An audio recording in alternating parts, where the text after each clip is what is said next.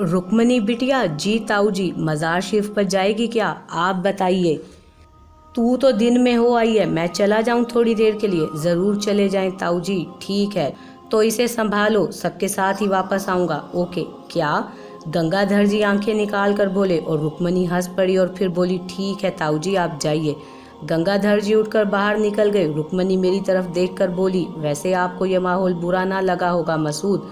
बड़े दिलचस्प हैं ताऊ जी, दिन रात बोलते रहते हैं, मगर मन के बड़े अच्छे और सच्चे हैं। जो जी में आया जुबान से बाहर निकाल किया, दिल में कुछ नहीं रह जाता। ऐसे लोग बुरे नहीं होते। यकीनन, मैंने इतराफ़ किया। इसके बाद रुक्मणी ने भी मुझसे मेरे दुश्मन के बारे में वही सवालात किए जो गंगाधर जी ने किए थे। वो भी कोई फैसला नहीं कर सकी। किसी बात पर मुझे हंसी आई तो वो फिर चौंक कर मुझे देखने लगी। फिर बोली, एक बात कहूँ? जी ज़रूर कहिए। कम हंसा करो और अकेले में हंसा करो, समझा नहीं? यूं तो आपने अपना हुलिया बिगाड़ रखा है, न जाने ये क्या नाटक है आपका, मगर हंसते हैं तो बड़े प्यारे लगते हो। ऐसे के इंसान देखता रह जाए, नज़र लग जाएगी किसी की। एक बात और, इन अल्फाज को कुछ और ना समझना। बड़े मान से दीदी कह सकते हैं मुझे। माथर से अलग नहीं है मेरी निगाह में, क्या समझे? जी, मैंने बादल नखास्ता कहा। रुक्मणी की बात फिर अधूरी रह गई। छूलदारी के बाहर आवाज़ें उभरी। पहले दाखिल होने वाली प्रेमा देवी थी। मुझे देखा, रुक्मणी को देखा और बोली, कहाँ गए तुम्हारे ताऊ? आपको नहीं मिले ताई जी? चले गए क्या? हाँ, माथर, राम जी और धर्मा आ गए। प्रेमा देवी ने एक दोना आगे करते हुए कहा, लो प्रसाद ले लो। इसका बुखार कैसा है? कुछ कम है? आज भी यहीं रहेगा क्या? हाँ ताऊ जी यही कह रहे थे। रुक्मणी शरारत से बोली, ठीक है धर्मा, राम जी उसका गद्दा कोने में करा दो और चलो खाने पीने का डोल बताओ। माथर और रुक्मणी ने हैरानी से एक दूसरे की शक्ल देखी। फिर रुक्मणी बोली, आप ताऊ जी से बात कर लें ताई जी, आखिर नया मेहमान कब तक हमारे साथ रहेगा? और फिर हमारी कोई नातेदारी भी तो नहीं है इससे। अरे तो हम पर कौन सा बोझ है? जो भगवान देगा खा लेगा अपने भाग का। कैसा लोहे की तरह तपता रहा है बेचारा दिन भर। अरे ये सुरैया कहाँ मर गई? मेरी नज़रें दरवाजे की तरफ उठ गईं। उस किरदार को देखने का बड़ा शौक था। सुरैया अंदर आ गई। दुबली पतली जसामत की दराज कामत लड़की, उम्र को 21-20 साल, उलझे बाल लेकिन घटाओं की तरह उमड़ते हुए, बड़ी बड़ी इंतहाई हसीन आंखें खौफ में डूबी हुई, होंठों पर कुदरती गुलाब खिले हुए। ऐसे जाजिब नकूश के दिल की हरकत बंद होने लगे। लेकिन मुजस्सम हसरत व यास, सारे जहान का कुर्ब खुद में समेटे हुए, चाल में भटका भटकापन, सादा सी कमीज शलवार में मलबूस। सुरैया बिटिया, मेहमान वाली चादर बदल ले, सुबह को इसे धो डालियो। हरे राम, माथर मुंह ही मुंह में गुनगुनाने लगा। सुरैया एक तरफ चली गई, मगर गैर इख्तियारी तौर पर मैं उसे देखता रहा। रुक्मणी ने कहा, धर्मा एक बर्तन में पानी गर्म करके ले आओ, मैं बैंडेज तब्दील करूंगी। जी रुक्मणी बिटिया। प्रेमा देवी छोलदारी से बाहर गई तो माथर आलती पालती मारकर मेरे सामने आ बैठा। उसने दोनों हाथ जोड़कर माथे से लगाए और आंखें बंद करके जेब भगोती की गर्दान करने लगा। माथर भैया क्या कर रहे हो? ताई जी आ जाएंगी। अरे आने दो, प्रभु पिधारे हैं हमारी कुटिया में, ऐसे महान पुरुष देखे ना सुने। अरे एक नज़र में प्रेमवती देवी की काया पलट दी इन्होंने तो। वो जो चींटियों को एक चुटकी आटा ना खिलाएं, कह रही थी कि भगवान देगा खा लेगा अपने भाग का। जे भगोती। माथर पर शरारत सवार थी। सुरैया सूटकेस से नई चादर निकाल लाई। मुझे सहारा देने के लिए धर्मा और राम जी आगे बढ़े, लेकिन मैं खुद ही जल्दी से गद्दे से उठ खड़ा हुआ। रुक्मणी जोर से चीखी, अरे अरे सूरमा जी, ज़्यादा बहादुरी ना दिखाएं, जख्म खुल जाएगा, चक्कर आ जाएंगे, गिर पड़ेंगे। ना जख्म खुलेगा ना चक्कर आएंगे, आप बिल्कुल फिक्र ना करें रुक्मणी जी। बिल्कुल ठीक कहा महाराज ने, आप जो कुछ कहेंगे हम मानेंगे प्रभु। हमारी ताई जी ने आज जो कुछ आपके लिए कह दिया है, हम जीवन भर उनके मुंह से ना सुन सके। आज पहली बार। जय भगवती। धर्मा, अरे राम जी, काम हो गया अंदर का, आप बाहर भी आ जाओ। बाहर से प्रेमा देवी की आवाज़ सुनाई दी, जाओ जाओ, अंदर के काम हम कर लेंगे, रुक्मणी ने कहा। सुरैया ने चादर बिछा दी और पुरानी चादर लेकर बाहर निकल गई। मैंने दोबारा उस पर नज़र नहीं डाली। ये गुनाह था, लेकिन न जाने क्या हो रहा था। ये चेहरा मेरी आंखों में बस गया था, एक एक नक्श अजबर हो गया था। रुक्मणी ने माथर को मेरा नाम बता दिया था, चुनाचे वो मुझे मसूद महाराज कहकर मुखातिब कर रहा था। बड़े हंसमुख लोग थे, काफ़ी हद तक मालूम हो गया था इनके बारे में। सुरैया के बारे में बाद में यही सोचा मैंने कि वो इनके यहाँ नौकरी करती होगी। इस ख्याल से मेरे दिल में इज्जत भी हो गई उन लोगों के लिए। अव्वल तो वो बाबा शाहजहाँ के इतने अकीदतमंद थे कि हर साल उर्स में आते थे। दोम उन्होंने ये जानने के बावजूद कि मैं मुसलमान हूँ मुझसे एतराज़ नहीं किया था और फिर कुशादा दिली की ये इंतहा कि एक मुसलमान लड़की को नौकर रखा हुआ था। गंगाधर महाराज आगे बिगड़ कर बोले, तुम लोगों ने इंतज़ार भी नहीं किया मेरा? जितना इंतज़ार करने को कहा था उतना कर लिया, क्या तुम्हारे लिए बैठे रहते वहाँ पर? प्रेमा देवी बोली, फेरे करने के लिए तो 5 साल बैठी रही थी, यहाँ घंटा भर भी इंतज़ार ना किया। अरे वही तो एक गलती हुई थी जो आज तक भुगत रही हूँ। तू भुगत रही है कि मैं? तुम क्या भुगत रहे हो? एक मेरे ही माता पिता भूले थे कि आंखें बंद कर लें, बाद में सब ने कहा कि भाग फोड़ दिए बेटी के। किसी एक कहने वाले का नाम तो बता दो ज़रा। ताऊ जी, ताई जी, मेहमान का तो ख्याल करें, सोचेगा क्या वो अपने दिल में। रुक्मणी बोली, अरे सुरैया सुरैया, चंदू, मसूद जी तेरे धर्म के हैं बेटा, तो इनके लिए कुछ पका ले, इनकी मेहमानदारी तेरे। रुक्मणी तू बता क्या खिलाएगी अपने मरीज को? प्रेमा देवी चौंक कर बोली। गंगाधर जी चौंक पड़े। ताई जी दलिया मिल जाएगा या खिचड़ी? हल्की ग़िज़ा हो तो अच्छा है।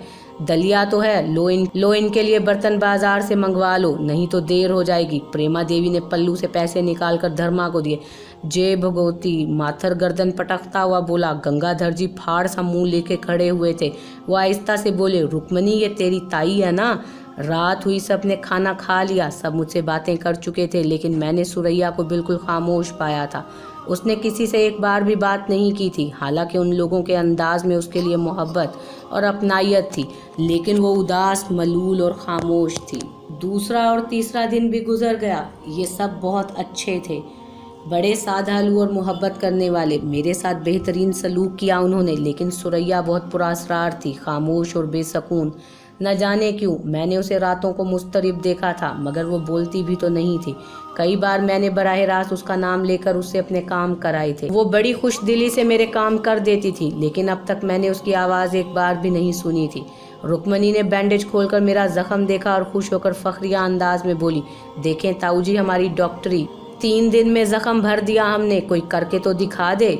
ये तो हम मानते हैं रुक्मणी देवी। अब मैं बाहर जा सकता हूँ रुक्मणी बहन? मैंने पूछा। कहाँ बाहर? मज़ार पर। आहिस्ता आहिस्ता जा सकते हैं आप, अभी तेज़ चलना मना है। इसके अलावा भीड़ में उस जगह घुसना मना है जहाँ धक्कम पेल का इम्कान हो। किसी तरह की भाग दौड़ की इजाज़त भी नहीं है। ख्याल रखूँगा। धर्मा या राम जी आपके साथ चले जाएंगे। मैं चला जाऊँगा, मुझसे ज़्यादा कौन ख्याल रखेगा? गंगाधर जी बोले। ये इजाज़त इसलिए दे दी गई है कि आपका दिल घबरा गया होगा, वरना अभी 2-4 दिन और इजाज़त ना मिलती। रुक्मणी बोली। बेहद शुक्रिया। मैंने कहा यह सच था। मैंने उन लोगों की मोहब्बत की वजह से उनके अहकामात मान लिए थे, वरना मैं तो न जाने कैसे कैसे घाव खा चुका था। ये मामूली ज़ख्म मेरे लिए क्या हैसियत रखता था, लेकिन यह सब कुछ ऐसा था कि मुझसे रूगर्दानी नहीं की जा रही थी। गंगाराम जी के साथ बाहर निकल आया, मज़ार शरीफ की तरफ चल पड़ा। खूब चहल पहल थी, मेला सा लगा हुआ था, नए नए ज़ायरीन आ गए थे। मज़ार शरीफ के पास भी खूब रौनक थी। रुक्मणी ने एहतियात की हिदायत की थी, लेकिन हकीकतन मुझे ना तो कमज़ोरी महसूस हो रही थी चलते हुए और ना ही ज़ख्म में तकलीफ़ थी। इत्मीनान से मज़ार के अहाते में पहुंच गया। आप अंदर जाते हैं गंगाधर जी? क्यों नहीं, शाहजहान बाबा के चरण छूने जाते हैं हम लोग। मैं फातिहा पढ़ना चाहता हूँ, तो चलो तुम फातिहा पढ़ लेना, हम चरण छू लेंगे। जूते उतारे और अकीदत से मज़ार शरीफ के अहाते में पहुँच गए। बहुत से लोग मौजूद थे, फूल और चादरें चढ़ाई जा रही थी, मर्द औरत बच्चे सभी मौजूद थे। मैं एक गोशे में जाकर खड़ा हुआ और आंखें बंद करके फातिहा ख़वानी करने लगा। कुछ देर बाद फरागत हुई तो मैंने गंगाधर की तलाश में इधर उधर नज़रें दौड़ाईं। पहली ही नज़र ने चौंका दिया। कुछ फासले पर सुरैया नज़र आई थी, तन्हा सोगवार, दोनों हाथ बुलंद किए दुआ मांग रही थी। आंखों से आंसू बह रहे थे, सफ़ेद धारें उमड़ी आ रही थीं, रुखसार जलथल हो रहे थे। ऐसा कुर्ब सिमटा हुआ था उसके चेहरे पर कि देखने वाले का कलेजा हिल जाए। मैं पत्थर आ गया, दिल जैसे बंद बंद हो गया, बदन में रेशा आ गया, आगे बढ़ने की हिम्मत नहीं हुई। वहीं से उसे देखता रहा। अजीब सी कैफियत हो गई थी, दिल फड़फड़ा रहा था। ख्वाहिश हो रही थी कि आगे बढ़ूं और उसका सारा कुर्ब खुद में समो लूं, उसे हर दुख से आज़ाद कर दूं, लेकिन एक कदम भी आगे ना बढ़ा सका। तभी गंगाधर जी मेरे पास आ गए। दुआ पढ़ ली पूत? मैंने चौंक कर कहा। दुआ पढ़ ली? हाँ, मैंने खोए हुए अंदाज में कहा। रुकोगे यहाँ या चलोगे? गंगा जी वो मैंने इशारा किया और गंगाधर मेरे इशारे पर उस तरफ देखने लगे। सुरैया आंसू खुश कर रही थी, फिर वो पलटकर तेजी से चल पड़ी। सुरैया की कह रहे हो? हाँ, दुआ पढ़ने आई होगी, आती रहती है, कोई मनादी थोड़ी है उसे। आइए चलें, मैंने थके थके लहजे में कहा। सुरैया कौन है गंगा जी? आपने मुझे सबके बारे में बता दिया, उसके बारे में कुछ नहीं बताया। वो आपके यहाँ नौकरी करती है? अरे राम राम, ना बेरा, वो तो हमारे लिए रुक्मणी जैसी है। कौन है वो? सच्ची बात यह है बेरा कि उसके बारे में किसी को कुछ मालूम नहीं है। रुक्मणी के अस्पताल में दाखिल थी, किसी पापी ने उसकी जुबान काट दी थी, उंगलियों के पोर भी काट दिए थे। रुक्मणी के डॉक्टर ने बताया कि वो लावारिस है, कोई खबरगिरी करने वाला नहीं है। उंगलियों के पोरों का तो इलाज हो गया मगर जुबान ठीक ना हो सकी। गूंगी है वो? मैंने बेख्तियार पूछा। तो और क्या, तुमने उसे बोलते हुए सुना है कभी? फिर क्या हुआ? ठीक हो गई तो रुक्मणी उसे अपने साथ ले आई, अपने घर पर रख लिया हमने उसे। संसार में उसका कोई नहीं है और अब तो वो घर की सी हो गई है। हमारी तरफ से कोई तकलीफ नहीं होती उसे, मगर क्या, बेचैन है, बेसकून है, ना हंसती है ना मुस्कुराती है। हालांकि सारे छोरे उसे हंसाने की कोशिश करते हैं, ऐसे मौक़ों पर हंसने की बजाय रो पड़ती है। कोई गहरा घाव है मन में, आखिर किसी न किसी ने तो उसके साथ ये सलूक किया होगा।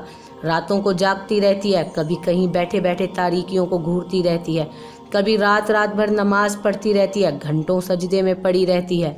गंगा राम जी बता रहे थे और मेरे बदन में सर्द लहरें दौड़ रही थी। आज इंकशाफ हुआ था कि वो गूंगी है। कौन है वो? क्या कहानी है उसकी? क्या मुझे इल्म नहीं हो सकता? अचानक एक ख्याल आया और मैंने कहा, इनका नाम कैसे मालूम हुआ आपको? इसके पास एक रुमाल था जिसके कोने पर तारकशी से इसका नाम कढ़ा हुआ था। इसने उस पर उंगली रखकर अपने सीने पर इशारा करके बताया कि ये उसका नाम है। गंगा जी ने कहा और फिर चौंक कर बोले, अरे ये धर्मा और राम जी कैसे भागे भागे आ रहे हैं? कोई बात हो गई है क्या? मैंने भी उनके इशारे पर देखा, दोनों बुरी तरह घबराए हुए लग रहे थे, आंखें फाड़ फाड़ कर चारों तरफ देख रहे थे। ज़रूर कुछ हो गया। गंगाधर उनकी तरफ लपके, मैं भी तेज तेज कदमों से उनके पीछे चल पड़ा। न जाने क्या हो गया था। धर्मा और राम जी तो गंगाधर जी को नहीं देख सके थे, लेकिन हम ही उनके करीब पहुंच गए। गंगा जी करीब पहुंचकर धारे, अरे ओ बैल के दीदे वालों, कहाँ उनकी तरह मुंह उठाए उठाए फिर रहे हो? अचानक दोनों उछल पड़े, एक साथ पलटे और एक साथ बोले, गंगा जी वो साधु महाराज, जटाधारी, काला कमंडल हाथ में लिए। राम जी ने कहा, गले में मालाएं, और धर्मा आगे बोलना चाहता था कि गंगाधर जी गुस्से से लाल पीले होने लगे। उन्होंने गुर्रा कर कहा, ससुरो जूती उतारूंगा और 20 मारूंगा सर पर। अरे भजन गा रहे हो क्या तुम दोनों? एक आदमी बात क्यों नहीं बताता? मैं बताता हूँ गंगा जी, राम जी बोला। हम सब बैठे हुए थे कि एकदम एक साधु महाराज मंडवे में घुस आए। माथर जी ने गुस्से से कहा कि वो मुंह उठाए अंदर क्यों घुस आए, तो साधु महाराज ने घूर कर उन्हें देखा और अपना कमंडल आगे बढ़ाकर बोले, इसे देख बालका। और महाराज अचानक माथर जी चीख कर पीछे हट गए। पता नहीं उन्हें उसमें क्या नजर आया, जबकि कमंडल में कुछ था ही नहीं। तुम्हें कैसे पता चला कि कमंडल में कुछ नहीं था? गंगाधर ने पूछा। बाद में उन्होंने कमंडल फिर लटका दिया, वो फिर उल्टा हो गया। कोई चीज़ होती तो उसमें से गिरती ना। अरे तो आगे तो बोलो राम जी, बक बक क्या लगाए हुए हो? संत महाराज ने देवी जी से कहा कि कल सुबह यहाँ से घोड़ी आगे बढ़ा दें, नहीं तो नुकसान की जिम्मेदार खुद होंगी। घोड़ी आगे बढ़ा दें? मतलब ये था कि सालम नगर से चले जाएं। कहाँ चले जाएं ये नहीं बताया।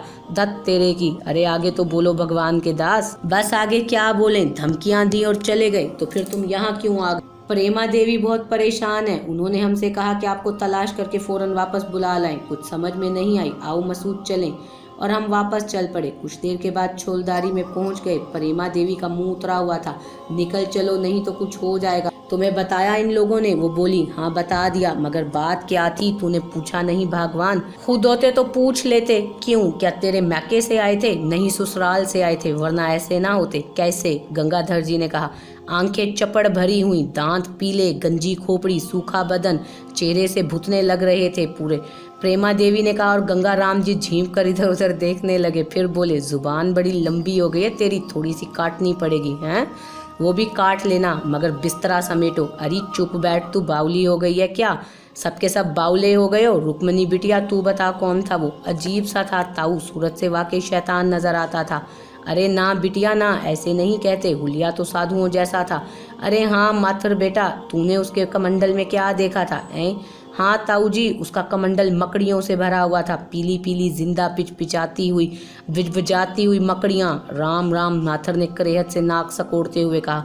मगर मैं चौंक पड़ा। मकड़ियाँ? हाँ मसूद भैया, अभी तक मन उलट रहा है। माथर सीना मलता हुआ बोला। बड़ी अजीब बात है, मगर तुम लोगों से भूले से भी अकल का कोई काम नहीं होता। अरे जब हमें बुलाया था तो उन्हें रोक लेते किसी तरह बहला फुसलाकर। हम भी मिलते, उनसे पूछते कि महाराज यहाँ से जाने का क्यों कह रहे हो, कोई भूल हुई है हमसे, कोई कशट पड़ने वाला है हम पर, आखिर तुम्हारी इस चेतावनी का कारण क्या है। मगर तुम लोगों में इतनी अकल हो तब ना, अकल तो सब तुम्हारे हिस्से में आ गई, हम में कहाँ से होगी। अरे वो तो खुद हवा के घोड़े पर सवार थे, यूं आए और यूं चले गए। चलो यहाँ से वरना कुछ गलत हो जाएगा। प्रेमा देवी बोली। यूं आए यूं चले गए और अब हम यहाँ से चलें? उर्स खत्म होने से पहले कोई नहीं जाएगा। साधु संतों की सेवा करनी चाहिए, मगर तूने सोचा होगा कि खर्चा होगा। गंगा जी मुंह बिगाड़ कर बोले। फिर खामोश होकर सुरैया को देखने लगे जो झिझकती हुई अंदर दाखिल हुई थी। देखो मैं कहती हूँ चलना अच्छा होगा, कहीं कुछ और ना हो जाए। तेरे कहने से क्या होता है, दोबारा मिलेंगे वो महाराज तो उनसे पूछ लेंगे। वो बातें कर रहे थे मगर मेरा जहन कहीं और था। मकड़ियाँ, पीली पीली मकड़ियाँ भूरिया चरण का निशान थी, और जो हुलिया बताया गया था वो भी उसके अलावा किसी और का नहीं था। लेकिन वो नापाक जादूगर यहाँ और फिर उसका इस जगह आना, यकीनन वो मेरी मौजूदगी से वाकिफ हो गया होगा। क्या उसने मेरी वजह से इन लोगों को यहाँ से जाने को कहा है? प्रेमा देवी और गंगाधर जी हस्बे आदत लड़ रहे थे। रुक्मणी ने कहा, हद है ताऊ जी, आप लोगों ने तो जन्म जन्म का बैर पाल रखा है, बस कोई बात मिल जाए लड़ने के लिए। हाँ, सारा दोष मेरा होता है, इस सादा तरी को तो कोई कुछ नहीं कहता। अरे सुरैया तू चाय का पानी चढ़ा जा, इस औरत ने तो भेजा पिघला कर रख दिया है। हम वापस चलेंगे बस। प्रेमा देवी ने कहा, अकेली चली जाओ, हम में से कोई नहीं जाएगा, कह दिया हमने। गंगाधर जी ने फैसला कुन लहजे में कहा, अकेली ही चली जाओ, सीधी मैके जाना, मेरे घर में वो रहेगा जो मेरी मर्जी पर चलता हो। बात आगे बढ़ने लगी थी। माथुर गंगाधर जी को छोलदारी से बाहर ले गया। रुक्मणी ने मुझे देखकर मुस्कुराते हुए कहा, पसंद आए हमारे ताऊ और ताई, सारी बातें कर लेंगे मगर एक दूसरे के बिना पल भर भी नहीं जी सकेंगे। अरे आप ही हंस दें, रुत बदल जाएगी। बात सोचने की है रुक्मणी जी, मैंने कहा। हाँ है तो खुद मेरी समझ में भी कुछ नहीं आया। मेरे ख्याल में गंगाराम जी को मान लेना चाहिए। कोई बात बिला वजह नहीं होती, आखिर उस साधु के आने का कोई तो मकसद होगा, यही तो मैं कहती हूँ। लेकिन देख लिया तुम लोगों ने क्या सलूक होता है मेरे साथ यहाँ पर। प्रेमा देवी ने मुंह बिसोरते हुए कहा, आप चिंता न करें, हम ताऊ जी को समझाएंगे। अरे जिसे भगवान न समझा सका उसे कौन समझाएगा। प्रेमा देवी ने बदस्तूर मुंह बिसोरते हुए कहा। इतनी देर में सुरैया चाय लेकर आ गई। मेरी निगाहें बेख्तियार उसके चेहरे की तरफ उठ गईं।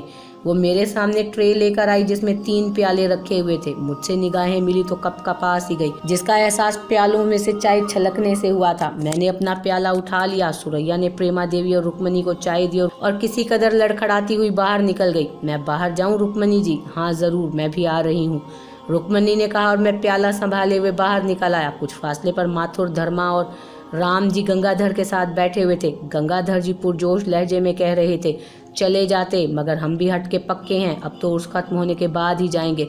उर्स भी खत्म होने वाला है गंगा जी, मैंने उठते हुए कहा।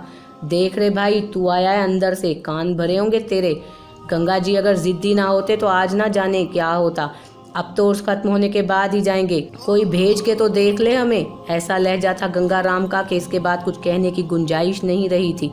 प्रेमा देवी ने भी सारी कोशिशें कर ली मगर गंगाधर जी टस से मस ना हुए और सब हार गए। रात हो गई, खाना वगैरह खाया गया। माथुर और रुक्मणी खूब शरारतें करते थे। वो शरारतें करते रहे, प्रेमा देवी को गंगाधर से लड़ाते रहे और मैं भी हंस रहा था। खाने वगैरह से फरागत हासिल करके देर तक बातें हुई। मकड़ियों वाले साधु के बारे में कयास आराइयाँ होती रही थी। वो लोग तरह तरह की बातें कर रहे थे, लेकिन मेरे जहन में कुछ और ही ख्याल था। मेरी छठी इस बता रही थी कि वो साधु भूरिया चरण के अलावा कोई और नहीं था। कम बखत ने मेरा पीछा नहीं छोड़ा था। हो सकता है मुझ पर हमला भी उसी की कोई साजिश हो। अब वो मेरी मौत के सिवा और क्या चाहता था। महावती और उसकी बातें मैं सुन चुका था। उसके कहने के मुताबिक मेरी वजह से काला इल्म खतरे में पड़ गया था। वो लोग अपने तौर पर बातें करते रहे और मैं भूरिया के बारे में सोचता रहा। सब सोने लेट गए, मैं उलझा हुआ था, किसी कदर बेचैन था। कुछ देर के बाद मैं उठा और छोलदारी से बाहर निकल आया। धर्मा और राम जी बाहर गहरी नींद सो रहे थे। मैं वहां से आगे बढ़ गया। मज़ार शरीफ पर कवालियाँ हो रही थी। कवालों की आवाज़ हवा के दोष पर आ रही थी।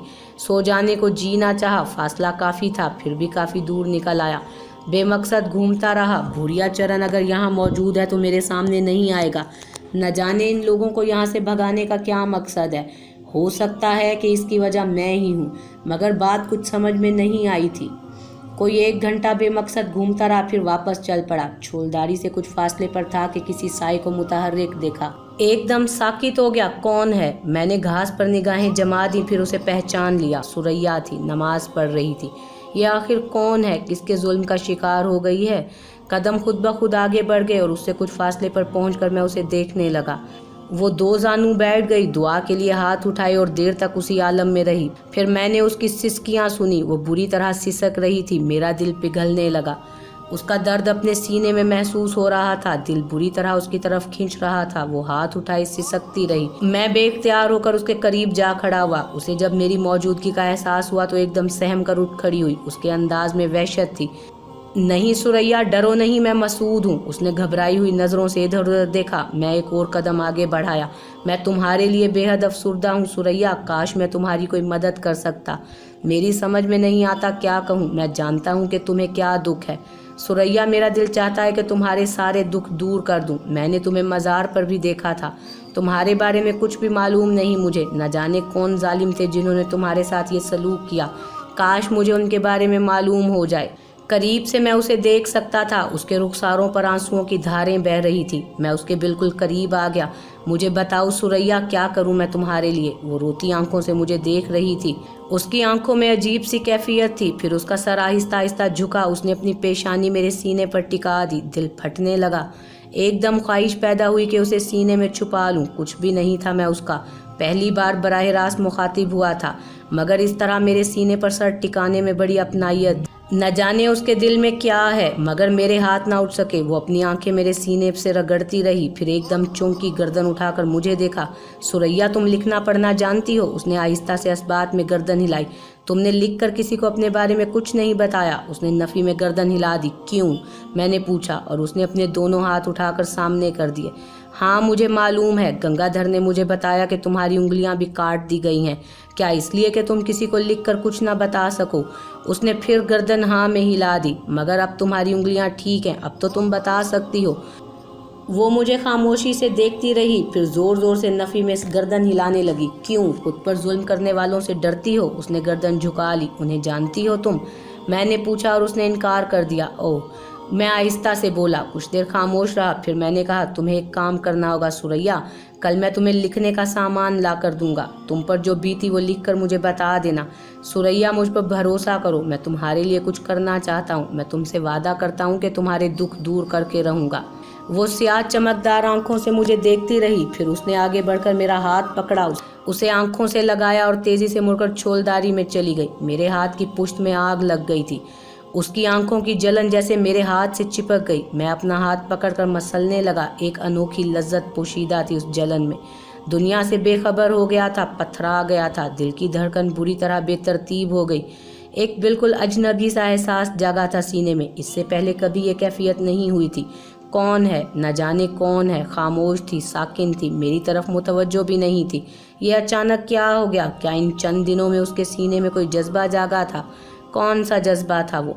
उसने अपना सर मेरे सीने पर लगाया था। क्या मुझे उसके बारे में पता चल सकता है? क्या इसके बारे में मेरी रहनुमाई हो सकती है? ख्याल ही नहीं आया था इस बात का। ये ख्याल भी नहीं आया था कि खुद पर हमला कराने वाले के बारे में कलाम इलाही से रहनुमाई हासिल करूं। कोई हर्ज तो नहीं इसमें? खुद से सवाल किया और फिर आंखों में उसका चेहरा उभर आया। न जाने कितनी देर उसके बारे में सोचता रहा। दिल मचल रहा था उसके लिए। आरजू कर रहा था कि वो दोबारा बाहर आ जाए, उसे जुबान मिल जाए और वो मुझसे बातें करने लगे। शायद इस बार कोई और ही जज्बा जागा था सीने में। पहले कभी ऐसा नहीं हुआ था। वो मेरे दिल की गहराइयों में उतर सी गई थी। हाँ, ऐसा हो गया था। एक अनोखी सी बेकली तारी हो गई। एक गोशा मुंतखब किया, वहाँ बैठ गया, दरूद शरीफ का विर्द किया, आंखें बंद कर ली। दिल से आवाज़ उभरी, मुनासिब नहीं है, नाफरमानी के रास्ते अपना रहा है। क्या तुझे इजाज़त है कि अपने नफ्स की ख्वाहिशात पूरी करे, अपने लिए कुछ करे? अगर किसी के लिए तेरे दिल में आग उभरे तो वो तेरे माँ बाप, बहन भाई हों कि वो अव्वल हैं। इनसे गुरेज करके अपनी ख्वाहिशों की तरफ लपक रहा है, फिर भटक रहा है। पूरे बदन पर लर्जा तारी हो गया। आंखें खौफ से खुल गईं। दिल उछल रहा था, खुद को संभाले ना संभाल पा रहा था। अचानक कानों में एक चीख उभरी, आग। दिमाग भग से उड़ गया। आवाज़ अंदर से आई थी, फिर फौरन ही नथनों में कपड़ा जलने की बू टकराई और छोलदारी से आवाज़ें बुलंद होने लगीं। आग लग गई, आग लग गई, अरे उठो धर्माजी, रामजी, माथुर उठो, आग। प्रेमा देवी की आवाज़ आई।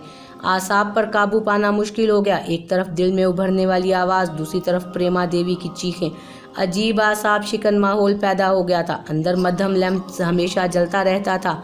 उस वक्त भी रोशनी थी। धर्मा और राम जी बदहवास होकर अंदर भागे। मैं खुद भी किसी न किसी तरह संभाल कर खुद को अंदर दाखिल हुआ। अजीब मंजर था। आग का एक शोला भी नहीं था, लेकिन आग लगी हुई थी, बिल्कुल ऐसे जैसे जली हुई माचिस की तीली सुलगती है। ये आग हर तरफ थी। गद्दे जल रहे थे, सूटकेस पिघल रहे थे, बदबू फैली हुई थी, लेकिन शोला ना था। सब दहशत से आंखें फाड़े ये आग देख रहे थे और किसी की समझ में कुछ नहीं आ रहा था। बुझाओ इसे, अरे बुझाओ, हाय सब जल गया, अरे सब जल गया। प्रेमा देवी चीखी। तूने आवाज़ बंद न की तो तेरी मुंडिया पकड़कर इसी सूटकेस पर रख दूंगा। आसपास के लोगों को जमा करेगी क्या? अरे कर लो जुल्म, जितना मन चाहे कर लो। हाय सब जल गया, अरे आग तो बुझा दो। सब खड़े मुंह देख रहे हो। सबको जैसे होश ही आ गया। राम जी, माथुर और धर्मा पानी लेने के लिए भागे और फिर हर चीज़ पर पानी उंडेल दिया। आग बुझ गई, मगर सचमुच सब कुछ तबाह हो गया। गद्दे जल गए, सूटकेसों में रखे कपड़े जल गए। शुक्र था छोलदारी बच गई। प्रेमा देवी रोने लगी। देखा नतीजा जिद का, देख लिया। ना जाइयो, जमे रहो यहाँ, जल मरो सबके सब, भस्म हो जाओ, मेरा क्या है। अरे ऐसी आग देखी ना सुनी। देखो ये देखो, हर चीज़ जल गई। अरे अब भी सोचोगे क्या, अब भी सोचोगे? अरे राम जी, धर्मारे, अरे चल भैया, मैके में पहुंचा दे मुझे। अरे आगे नाथ ना पीछे पगा, अकेली जी लूंगी। हाय सब जल गया, मेरी साड़ियाँ, बच्चों के कपड़े, और जिद करो। अरे भैया, औरत है कि भूपू? रुके बगैर बोले चले जा रही है। क्या दुश्मनी है आखिर उन साधु महाराज से हमारी? अरे कोई कारण तो बताए, ऐसे ही चल पड़े। गंगा जी बोले, गयानी महाराज, ए गयानी महाराज, तुम पूछते हो दुश्मनी दोस्ती? चलो रे बच्चों, चलो, सबको मरवा देंगे। तू कुतरनी को लगाम देगी या नहीं? तुम भी तो कुछ बोलो रे, मगर ये बोलने दे तब ना। चलना चाहिए ताऊ जी, ऐसी आग देखी ना सुनी। ठीक है रे महान आत्मा, ठीक है, सुबह होते ही चले जाएंगे, बस सूरज निकल आने दो। गंगाधर ने हाथ जोड़कर सर से ऊपर करते हुए कहा। मैं खामोशी से सुरैया को देख रहा था। खामोश खड़ी थी। मेरा दिल उसकी तरफ खींच रहा था, रो रहा था उसके लिए, तड़प रहा था, सिसक रहा था। क्या हो गया है मुझे, क्या हो गया है? सब कुछ छिना जा रहा है। सरकशी का तसव्वुर भी नहीं कर सकता था। सब कुछ फरामोश करना था, सब कुछ भूल जाना था। आंखों में नमी उतरी हुई थी। गंगाधर जी बाहर निकल आए। मैं भी उनके साथ बाहर निकल गया। गंगाधर न जाने क्या बुड़बुड़ा रहे थे। मुझे देखकर बोले, तू हमारे साथ चलेगा पूत? मैंने पूछा, तो कहाँ जाएगा? तुझे क्या चिंता? हाँ, मैं यहाँ रुकूंगा। अच्छे भगाए जा रहे हैं हम। अरे क्या बिगाड़ रहे थे किसी का? जाना तो था, आराम से जाते। चलो ठीक है, जो बाबा की मर्जी। अंदर उठापटक हो रही थी। वैसे मैं देख चुका था, सारा सामान जल चुका है। बेचारों को ये नुकसान मेरी वजह से उठाना पड़ा।